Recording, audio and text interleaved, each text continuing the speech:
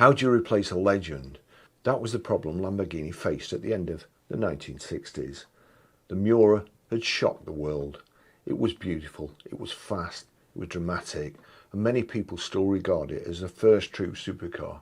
But by the early 1970s, Lamborghini knew something uncomfortable. The Miura couldn't last forever.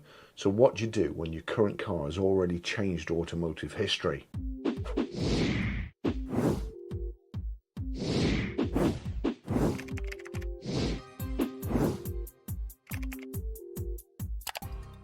Most companies had played safe. Lamborghini did the exact opposite. They built a car that looked so outrageous, so low, so sharp, that even today it still looks like it's arrived from the future. This is the story of the Lamborghini Countach. It's not the story of how Lamborghini started. It's not the old argument about tractors and Ferrari. We've already covered that with the Miura. This is the next chapter. In fact, this will probably be the next two chapters, because this one, talking about the Countach, will be so long that my camera will probably run out. This is the story of the car that had to replace the Miura, the car that made Ferrari's Daytona suddenly look old-fashioned, the car that forced Ferrari into the mid-engine supercar war, the car that became so famous that Hollywood didn't make it a star. Hollywood borrowed its stardom. This is the Lamborghini Countach, the poster car that became bigger than the films it appeared in. In the late 1960s, Lamborghini had a problem most car companies would absolutely love to have. Their flagship car was too famous. The Miura had given Lamborghini global attention. It had a mid-mounted V12 engine. It had stunning Bertone styling. It had glamour, speed and danger in equal measures. But the Miura was also a product of its time. It was breathtaking to look at, but it wasn't perfect. It could be difficult at speed, the front end would lift, it had cooling issues, it had packaging compromises, and it had been designed in a period when the idea of a road-going supercar was still being invented and worked on. By the end of the 1960s, the world was changing. Ferrari still had the Daytona, which was again achingly beautiful. Maserati had the Bora coming, beautiful. De Tomaso had the Pantera. I love the Pantera. Brutal, and hopefully I'll be going to see one in the next couple of weeks. And I'll do a video on that too. Supercars were no longer just Grand Touras with big engines. The entire concept was evolving. Lamborghini needed something new, not a Miura facelift, not a safer version of the same idea. They needed a car that would make the Miura look like yesterday's news. It didn't, but imagine the pressure. You've already built one of the most beautiful cars ever made. Now you have to replace it. And not just replace it, you have to shock the world all over again, like you did with the Miura. To understand how radical the Countach was, look at what else was around. Ferrari's great rival at the time was the Daytona, a magnificent front-engined V12 Grand Tourer. Long bonnet, elegant proportions, classic Ferrari styling. It was fast, it was expensive, it was very, very desirable, but fundamentally it still belonged to the old world. Engine at the front, driver behind it, power going to the rear. It was the ultimate expression of the traditional Ferrari Grand Tourer. Then Lamborghini arrived with something that looked like the rulebook had been thrown in the bin. The Countach prototype didn't look like an evolution of the Daytona. It looked like it had come from 20 years in the future. Well, more than that. It still looks like it comes from 20 years in the future now. Low nose, flat windscreen, sharp edges, scissor doors, engine behind the driver. The Daytona was beautiful. The Countach was shocking, fierce, brutal. And that mattered because the Countach didn't just challenge Ferrari on performance, it challenged Ferrari on imagination. Quick one. This bit isn't sponsored, but it is my personal recommendation.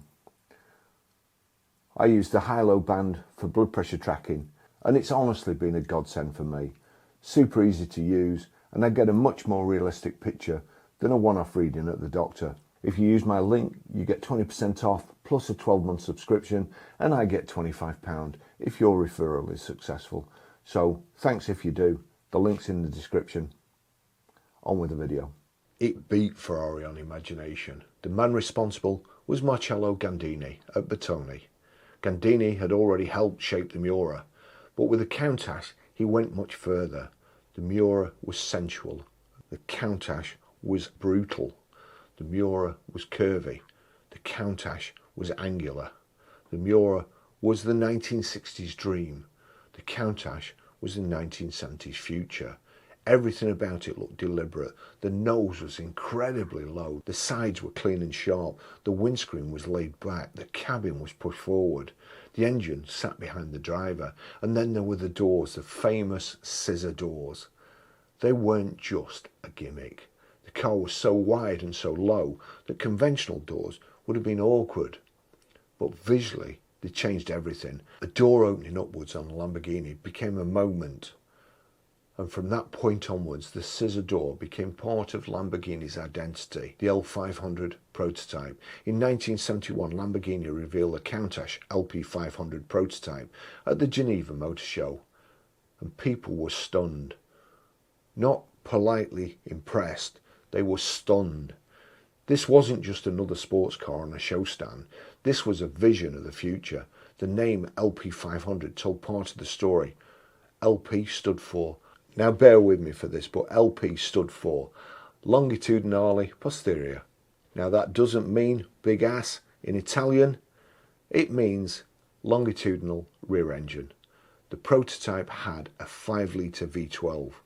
The idea was clear. This was not a Grand Tourer trying to be a supercar.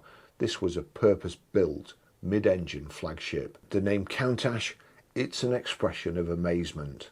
In simple terms, it means something like, wow, good grief, blimey. The story I've heard is it's what they used to do in the old days when a beautiful girl walked by them. So Countach means something like fuor in Italian. Not politically correct these days, but that's the name of the car. And honestly, no other name could have suited it better. The Lamborghini fuor. Because that was the reaction the car produced. People didn't look at the Countach and calmly discuss boot space. They stared, they pointed, they wondered how anyone had built it. I used to wonder how anybody could get in it or out of it, which was more to the point. But turning a wild prototype into a production car is never simple. The LP500 prototype was spectacular, but Lamborghini had to make it usable enough to sell.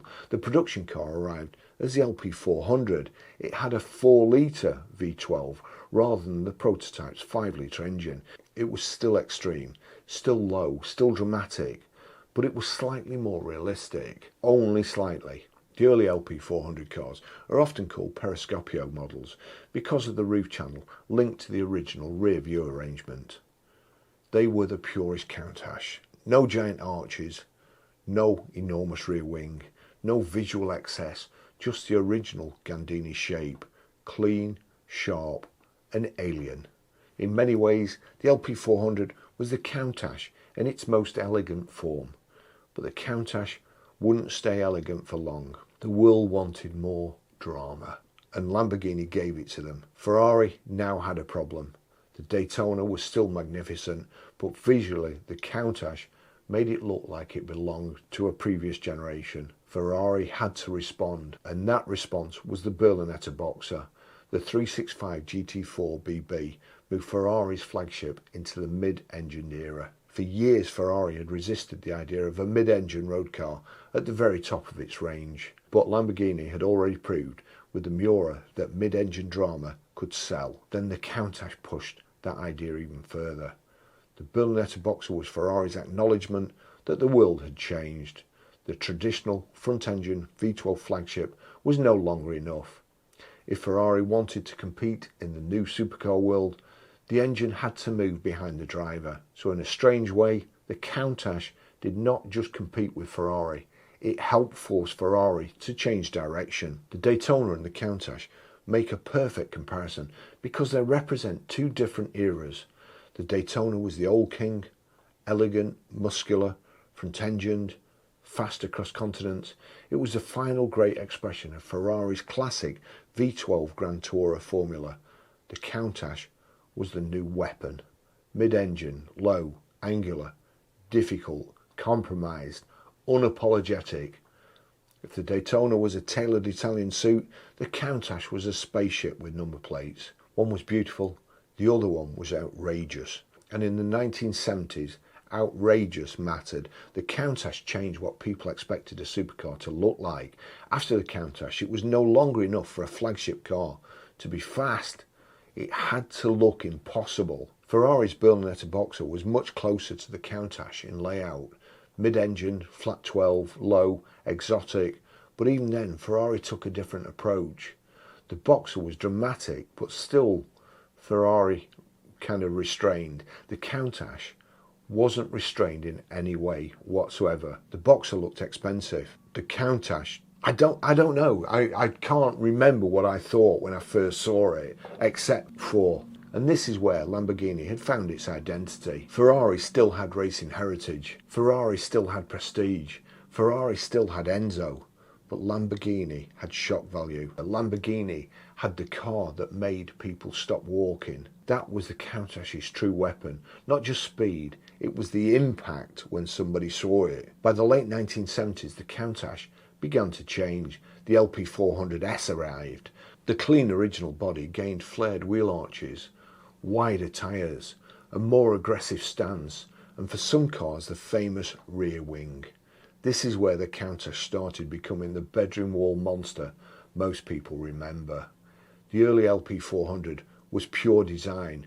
The LP400S was pure drama. The wing didn't necessarily make the car faster. In some cases it could actually reduce top speed because of the drag. Almost didn't matter, because visually it made the Countach look even more outrageous. And that was the point. The Countach was becoming more than a car. It was becoming an image, a symbol, a shape everyone recognised. The poster car is born. Before YouTube, before Instagram, before TikTok, there was the bedroom wall. And on millions of bedroom walls, there was a Lamborghini Countach. Children who had never seen one in real life knew what it was. They knew the wedge shape. They knew the scissor doors. They knew the massive rear tyres. They knew the wing.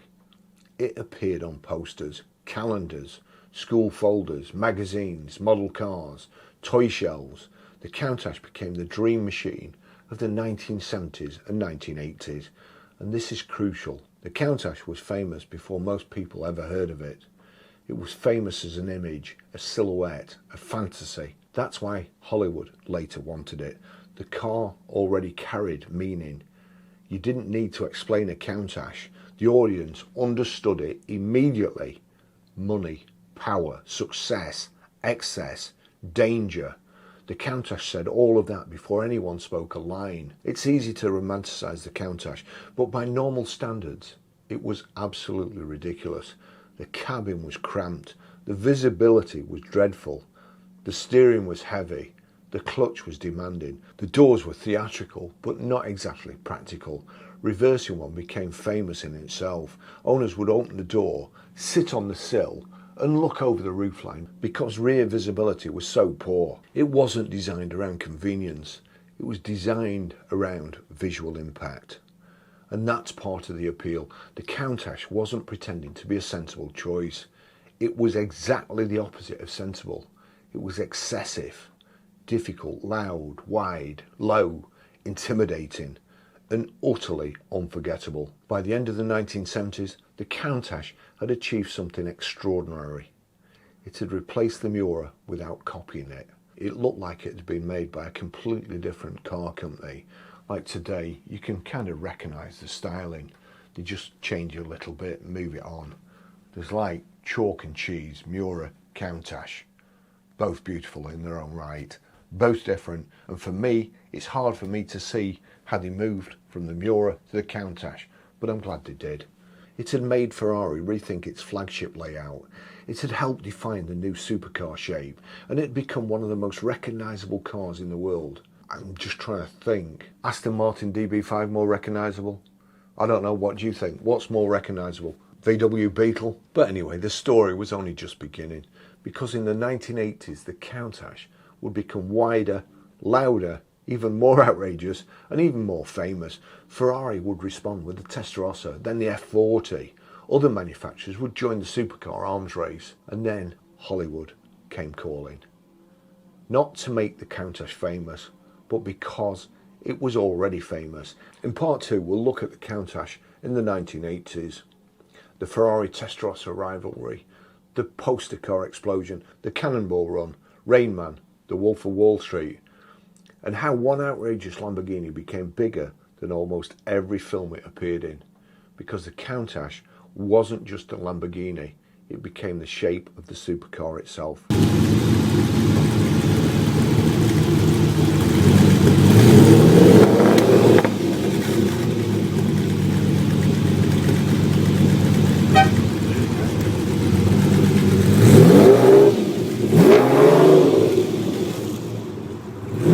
Thanks for watching. See you in the next video. Bye bye.